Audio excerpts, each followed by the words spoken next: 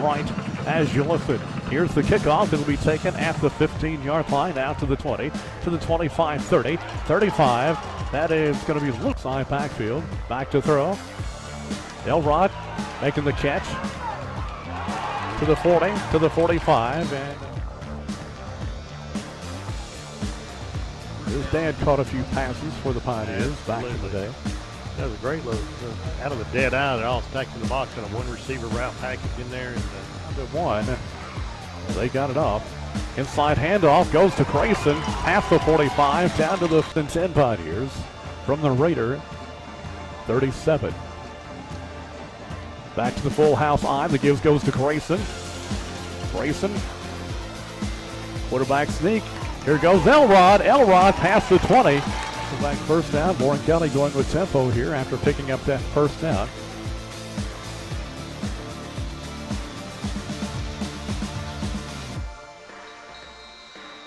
Snap is down. The kick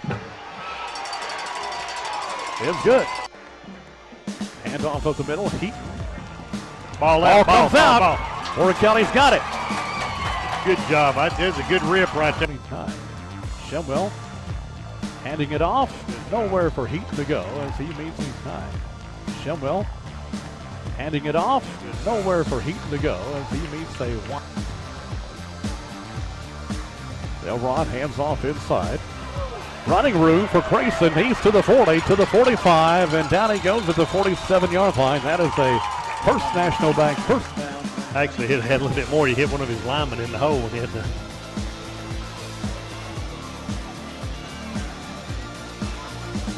Well, the Pioneers needed that.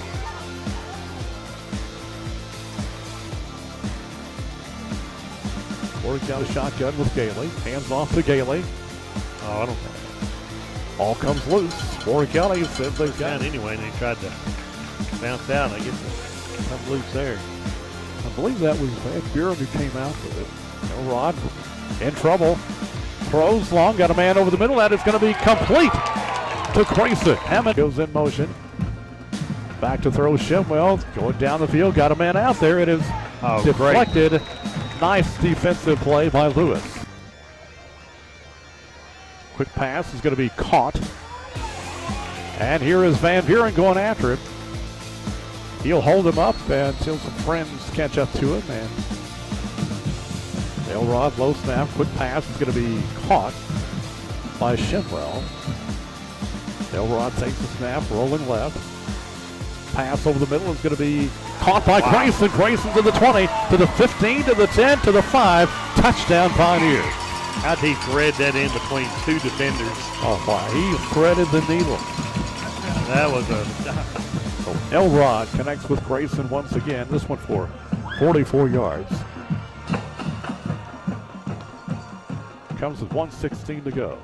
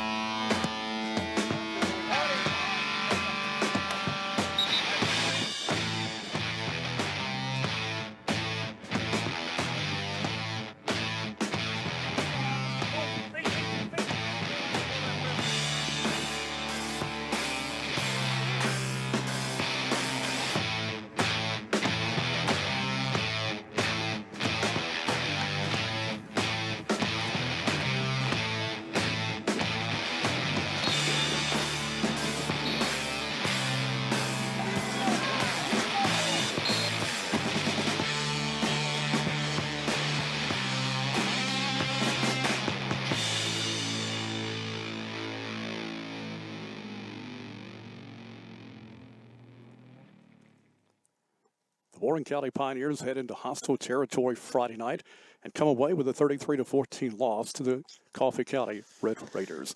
Hi, everybody. I'm Jay Walker. Welcome to Turner Time, featuring Warren County Pioneer head football coach Matt Turner. I'm Jay Walker with 92.1 The Ticket, also playing the role of the Warren County Sports Authority, Jeff Simmons. That's why the hat. Dogs in Las Vegas, I think. I think so. Well, Coach, again, we knew No, the odds always. were against us. I know you're not looking for excuses, but when they're there, they're there. I mean, Yep. so many players down with the COVID, Yep. sick Yep. or injured, and so the guys did. I think they did what they could. I mean, Yeah, I mean, that's what we as a coaching staff discussed yesterday in the meetings. A lot of these guys were asking them to do some things that, that they're not, one, physically or mature able to do yet. But, I mean, the silver lining was we got a lot of playing time. A lot of young kids got some playing time that you have to, you can't have your cake and eat it too, So, but, yeah, it was a tough week. It's a tough time right now in the Pioneer locker room. Going in, I think we had I actually got a 11th kid that was having to go into isolation Friday on the way to Coffee County, and obviously, our D coordinator was isolated as well. It makes it tough, and we're just, like I said, from the day one this season has been the biggest opponent's been COVID right now. And Coffee County knew that we were going to be thin, and they really took advantage of it. Yeah, and I would too. I don't Sure. blame them at all. Sure. And the thing was, I even talked to Jathan Pleasant. I was wanting to have him walk out there in his game gear, even though we wasn't going to play him just yet. Just because I know that a kid like Jathan, he creates a whole nother game plan for a defensive coordinator, different things of that nature. But yeah, you take into account with losing Dayton Jernigan on the year, and trying to make sure that Jathan Pleasant's 100% healthy before we put him back on the field. You couple that with the kids that have gotten sick, and it was tough. It's very, very tough, and there's a snowball effect. We started a scene at center, a freshman, Xander McCormick, and he did really well. All things considered. But when we did that, we moved his brother that had been the starting center to tackle. And I felt like we put stacked the odds against Chandler more so than we did Xander, just because he's out there on that island all by himself and learning a totally new position and just asking him to step up. And it showed, I think we hung in there as long as we could, but then Coffee County smelt the blood and the water, and, man, they got on it. But, yeah, it's a tough night, but, we're ready to go back to another tough night Friday night. But the good thing about this one is, man, we're home. We're back at Nunley Stadium. And as you mentioned, the silver lining is these young kids are getting experience. Right. There's nothing like that game experience on Friday night. No, nothing at all, And the thing is, the guys that are getting experience, they're the guys that's going to be back next year. Obviously our senior class is kind of thin, just off the hoof. I mean, from the day one. And of course, I hate it for those seniors, but a couple of the seniors up front on the offensive line, there was the guys that was that had to go into isolation last week, and obviously they'll be in isolation again this week. They'll be coming out of that stuff, so hopefully we'll get them back by homecoming and get them, recharged and back on the field. Now, I guess a situation like this is where you really need that leadership from your veteran players. Are you getting that? Yeah, well, yes and no. I mean, a lot of the when I say no, it's because, I mean, this is a whole new setting. As far as having kids that are not here, they've never seen this. As a coaching staff's never seen this. When you got players that they're not injured, they're just sick, and it's not like, well, they got the stomach bug today and they'll be back Wednesday. No, they're gone for 10 days. So it's really on the job training. And of course we got guys like Braylon Grayson and Nate Elrod, some true warriors that are playing and stepping up and doing big things. And I feel some other guys are coming on and figuring out their role on the team, like Zach Luck and Levi Melton and some of those guys are stepping up and like Eli Cantrell, a guy that, I know he had goals at the beginning of this year to hit 1,000 yards at the tailback spot. Well, we've had to ask him to slide in and play defensive end on defense, and he does a really good job with that. But then at the same time, that he's like, man, I really want to be toting the ball, So, I mean, but we're all having to find our role and fill shoes and just execute. Well, let's look at some highlights from there were some highlights. Oh yeah, I mean we was moving the ball. You know, we was doing things, and you know, I mean it was 7 to. I mean they come down, they methodically come down and score. You know, and then we get we get a takeaway. You know, and I hate it. Well, I think it was 7 to 6, wasn't it? Or no, 7 to 7 maybe. 7. Yeah. Yeah, and we got a takeaway from them. And then we thought, you know, it's a great time to maybe let's go after them right quick, you know. And of course we did. We took a shot, and of course Nate just and he told me on Saturday at the middle school game that he's like, Coach, I shouldn't have threw that. And I had Grayson in the flats, but you know, and that's just a young quarterback learning those roles and on-job training, and of course it came a little short, and we gave the ball right back to him. You know, because if we go in and score right then and kept that momentum. Because momentum's a real thing. Yeah. If we kept that momentum on our sideline, it could have been a different ball game. Now, could we have stayed and kept the momentum and the physical, you know, characteristics that we needed to win the ball game for 4 quarters? Who knows? But you know, I mean, the kids' effort was there. They was getting at it. You know. But it's just frustrating. It's frustrating when you can't. There's things that you cannot control that is really putting a dampener on our game plan. Braylon Grayson again, another good game. Yeah, he's always going to have a good game. Yeah. You know, even if he looks like he has a bad game, it's still going to be a pretty good game. You know, like I said, him and Nate Elrod's Warriors.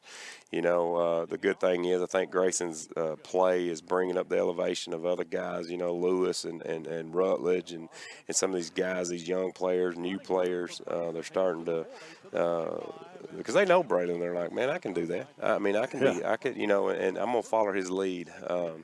So, you know, it is remarkable what Braylon Grayson is able to do. And, I mean, he just goes. You know, I was talking to his brother the other day. I wasn't fortunate enough to coach Isaiah, but they said he never stopped. But when Isaiah Grayson says, yeah, Braylon, he's a little more intense than I was. You know, so that's a lot there for that young man. That connection between Elrod and Grayson, that is going to be so much fun to watch. Yeah, it is. You know, we said that at the beginning of the season, you know, Grayson to, I mean, Elrod to Grayson. And the thing is, I know that, I mean, defensive coordinators know that's there. I mean, they've got to be game planning for it, but they still execute. You know, and that connection is only going to grow and get stronger. You know, and we saw some good things with. I saw Caden Rutledge, you know, on that little quick out, you know, Right. throwing on first down, doing some things that I think will help us a lot. You know, and loosen that box up and do some things. So. But yeah, Elrod has really came on and like Mr. Joe said before the show, you know, he looked like he had control of the huddle, and he did. You know, he's done a great job as far as controlling it and doing what quarterback's supposed to do. That pass we just saw. Yeah. Elrod had to thread the needle. He put it right in there. Yeah, I mean and that's the thing. He can spin that ball, you know, and I think that's why he was so upset for on that one play that we did get picked off when we did that little play action trying to throw it down the field, you know. And the bad thing is, you know, he saw film and he saw Braylon. He actually had Braylon in the flat on that play, but it was like an X fade. Yeah. And man, he was wanting, you know, he was wanting it. He was wanting to put it in the end zone. But yeah, you know, and that's a good thing about Nate. Nate's coming back next year, and we got the rest of this year to continue to grow and be successful and learn. And I feel like all of these growing pains that we're going through right now, and not just growing pains. I mean, obviously this is a rebuilding year. We knew that, but you couple all the adversity that we're put on, there's going to be a tough group of young men that's tempered from this. And another impressive catch by Keldrick Cox. Yep. He got that foot down. That looked like something out of college football. Yeah, you know, and that's just the thing about having athletes. You know, I know that's one of Chris Sullivan's basketball players, and you know, and that's just an athletic awareness of where we're at, what to do. You know, and it's hard to duplicate that in practice under those kind of pressures. You know, but I think Keldrick done a great job. You can see it right there, man. That was a great shot of it. But yeah, you know, and of course, his work on the kickoff return teams has been phenomenal as well. So You can get stung right I there, know. Bo. But yeah, Keldrick's really, he's one of those seniors that's been a blessing to have, and trying to find ways to get the ball in his hand more often. And Miller had a good catch. Yep. Of course, we talked about Grayson. Yeah. So the passing game is really picking up. Yeah, it is, and I think, we spent a lot of time. This was the first summer that we actually have gotten to work on it since I've been here. We did some passing 7-on-7 stuff, and that's what I love about this offense, because we're able to just formationally just spread out. It's not really getting out of our wheelhouse, and the thing is, and then the trust factor, I think, that Nate is developing with Keldrick and Grayson and Rutledge and Tay. Tay is amazing what he can, his routes that he runs. He runs really, really good routes. And this, the more we do it, the better we're going to get. Look at some stats passing. Nate 10 for 16, 125 yards, a touchdown, and an interception. Yep. Rushing, Braylon, 13 carries, 66 yards, and a touchdown. Keldrick Cox, 7 carries, 13 yards. Nate Elrod, 9 carries for 3 yards. Eli Cantrell, 1 carry for 1 yard. Yep. And had some a bad snap. Yeah, I see that right there. Yeah. I think Simmons, like we talked about earlier, put that on there, and that was huge. That's nearly 40 yards there from just bad snaps. But, what people don't understand, during one of the other silver linings of this injury and stuff is, man, we have found a long snapper, and he is tough.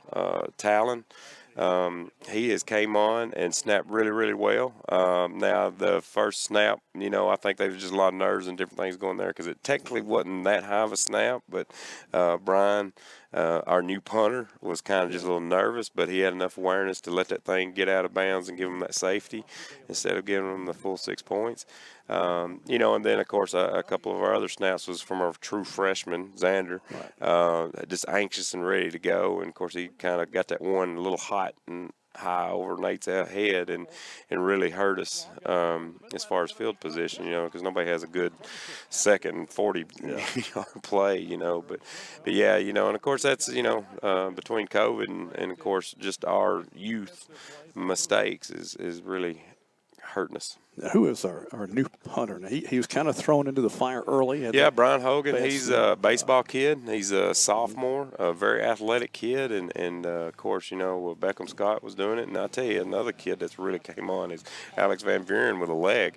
He's actually our backup place kicker, and he can punt. Of course, he's just a natural athlete. But, yeah, Brian came up to me. And, well, it was actually Coach Perkins that said, hey, Coach, you need to look at Brian. And he's been punting 50-plus yard punts on the JV in warm-ups, So we got a few snaps on him on Thursday, and I was like, hey, brother, you just became the varsity snapper. He did a good job. He did. He did a really good job, some kids just have that natural knack for it, and so I'm anxious to see, with a little coaching and maybe this offseason get him to a couple coaching or kicking camps, and I believe we'll be secure with some punters for the next little bit, especially when we get Harley back, Back to stats. Receiving, Braylon Grayson, 4 catches, 80 yards, and a touchdown. Caden Rutledge, 1 catch for 20. Keldrick Cox, 2 catches for 13 yards. Tay Miller, 2 catches for 6 yards. Defensively, Braylon Grayson, 15 tackles. We had said he was a tackling machine. He is. Nate Elrod with 9. Donathan Lewis with 8. And that's a young man who I'm looking forward to watching play. Yeah, Donathan, I know, I think we may be speaking about him a lot more here in a little bit. But, for a guy that's no bigger than he is, man, he plays with a big old heart, and he's all over the place. Fumble recoveries, Alex Van Buren with 1, Eli Cantrell with 1. Hunter Pezzamenti and Connor Smith each caused a fumble. That's it. Time now for the Security Federal Player of the Week. I get to announce it this time since Warren County Sports Authority is over in Sin City. Donathan Lewis is our Security Federal Player of the Week. 8 tackles, one tackle for loss, and 5 kick returns for 82 yards. Yeah, this young man's all over the place. Taken at the 14. He's number 3 out of that Lewis clan. I think we got another little brother, coming up at the middle school. It's really did some big things for Coach Matheny. But yeah, young man, he plays. You would think he was a 400-pound linebacker the way he comes downhill and plays ball, and he's just all over the place. So very athletic, very quick. So I'm excited, like you are, to see this young man grow. All right, congratulations to Donathan Lewis, Security Federal Player of the Week. Time now for the tough question for Turner. And my question is, why is the Warren County Sports Authority out of town on game week? No, Nah. I'm just but kidding. hey, while we are talking about that, I want people to know we are on fall break, and of course this is the opening game, getting rescheduled. I think Simmons might have been cutting his trip a little short just to be back. He'll be on the sidelines Friday.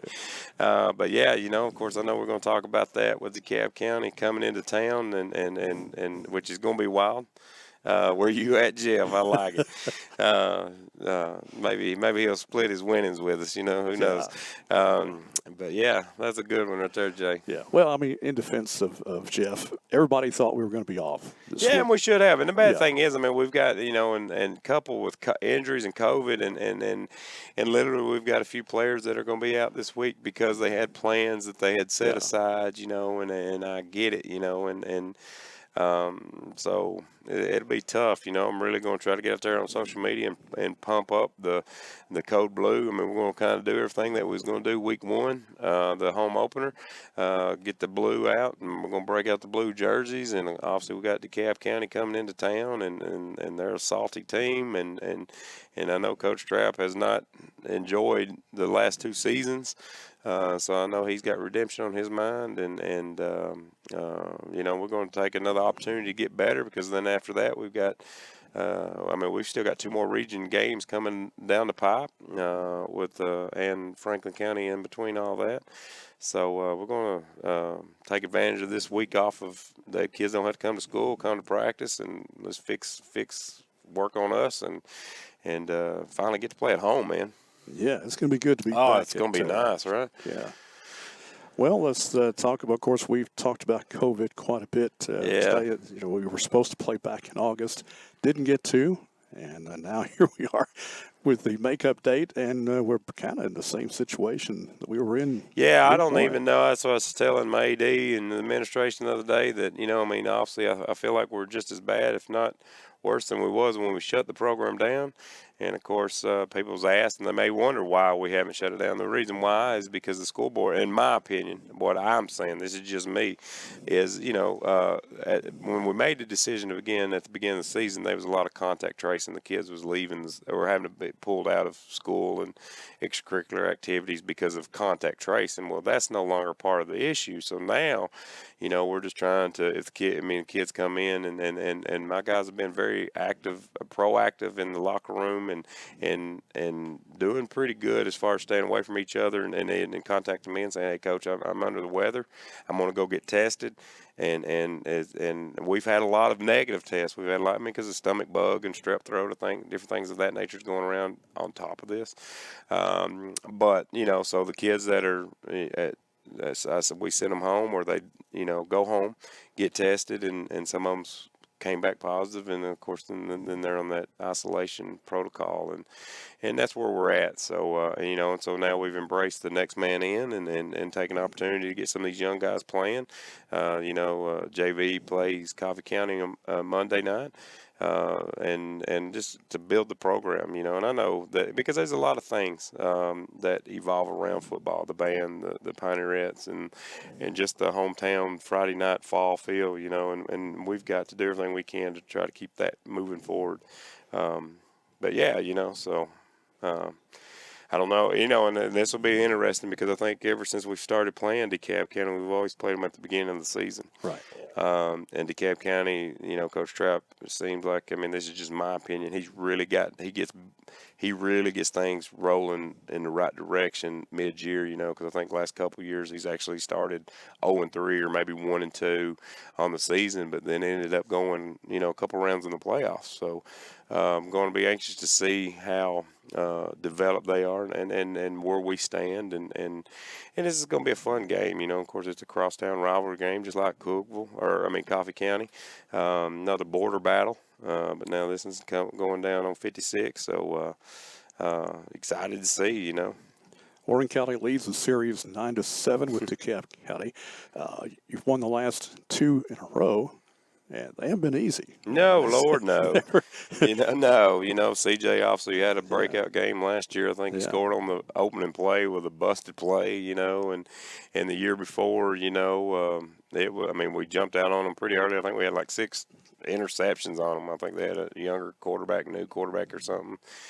But then I think they came back, if I recall right. I mean, it came down to the last series, it was a very close game. And of course, CJ did some special things that night. But, yeah, I mean, it's always going to be a close game, and I know Coach Trapp, he don't want it to be close. Neither do I. I'd like, if I could knock him out of Nunley, I'd like to do that as well. But I know he will be getting after us as well. So, and then I think some of our guys were going to watch film, and I was anxious to see.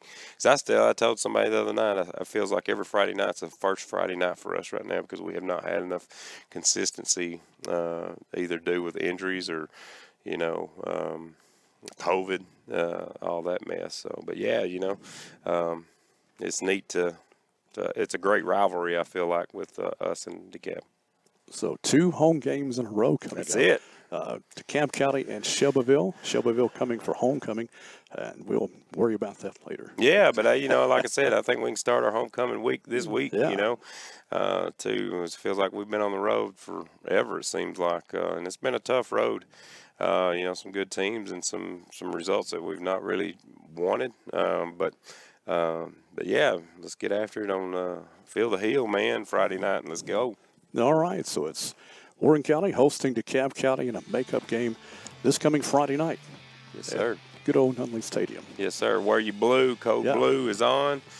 I think, if I'm not mistaken, and if you went to the Coffee County game, there was an air vac, big fancy helicopter ball drop thing, So I think they come early because we may have the same show going on, which is a great opportunity by the Airvac company, and I think it's just neat to see. Kids, it is. So but come early, come loud, and get ready to go. 7 o'clock, we'll have the game live on the radio. 92.1 The Ticket. Also, WCS-TV, Channel 180, YouTube, 1230WAKI.com. A lot of ways to catch the Pioneers. Oh, yeah, and maybe old big boy Simmons will be back. Who knows? He may be. He may be in the booth with me.